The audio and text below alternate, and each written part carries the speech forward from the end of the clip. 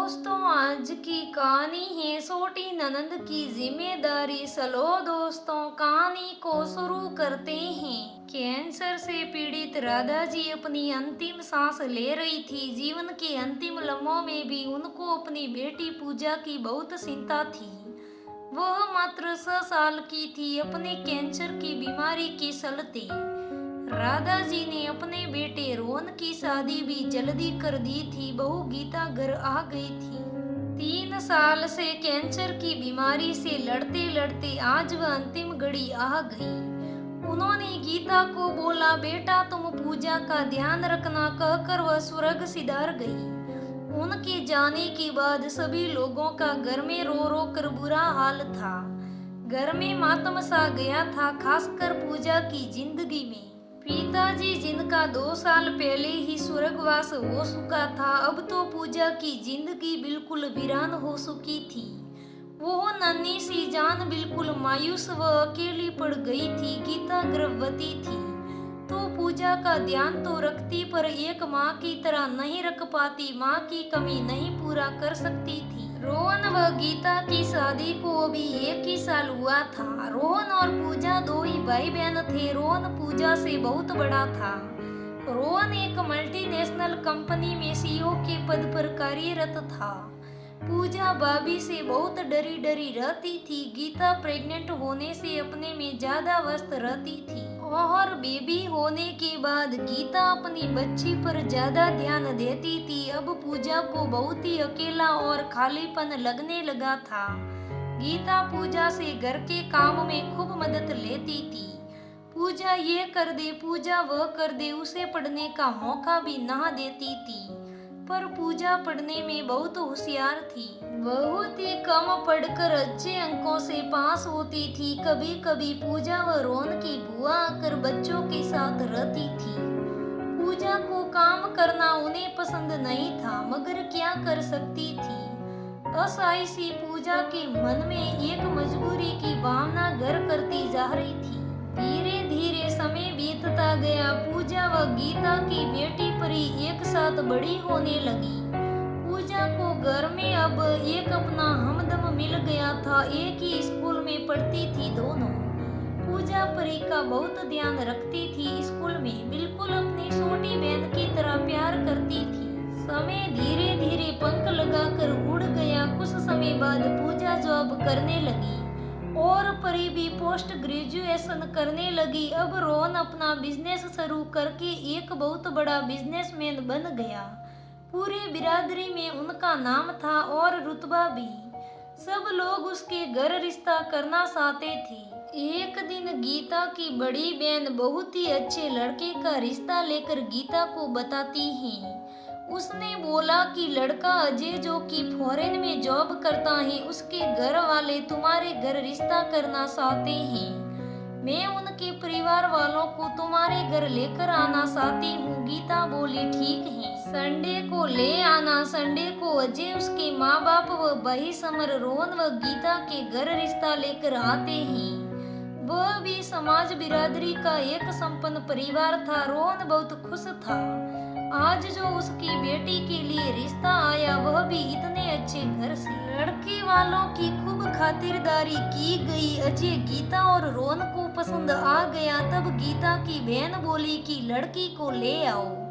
दूसरी तरफ पूजा मन में सोच रही थी कि मेरी शादी की उम्र हो गई और मेरे बारे में कोई सोच ही नहीं रहा है, पर किससे कहती, वो कैसे।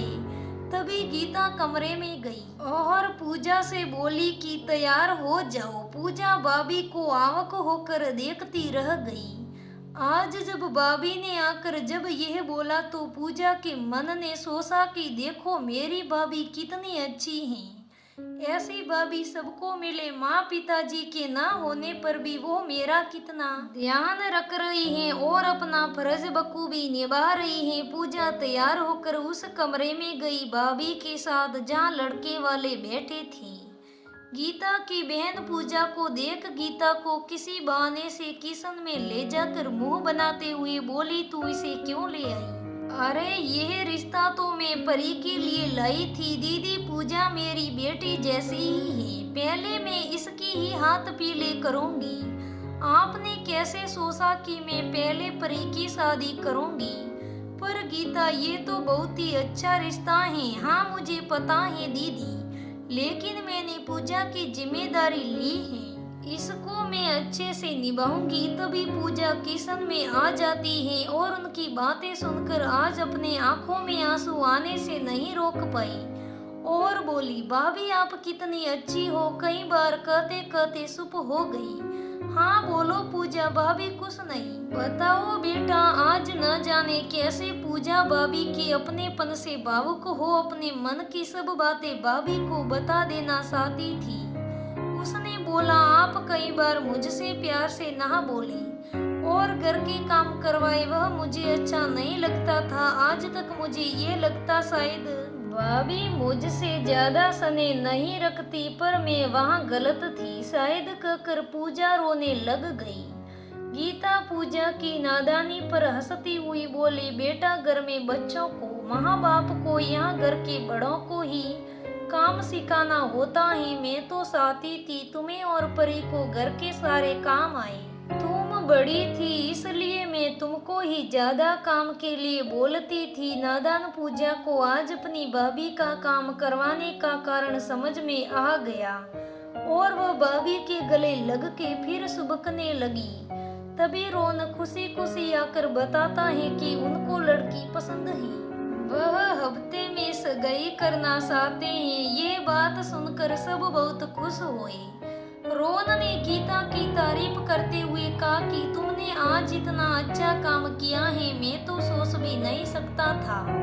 मैंने तो सोचा तुम्हारी दीदी रिश्ता लेकर आई है तो तुम शायद परी के लिए ही सोचोगी, पर तुमने तो बहुत ही अच्छा निर्णय लिया, कहकर गीता व पूजा को अपने गले से लगा लिया। सब लोग खुशी के आंसू के लिए मुस्कुराने लगे।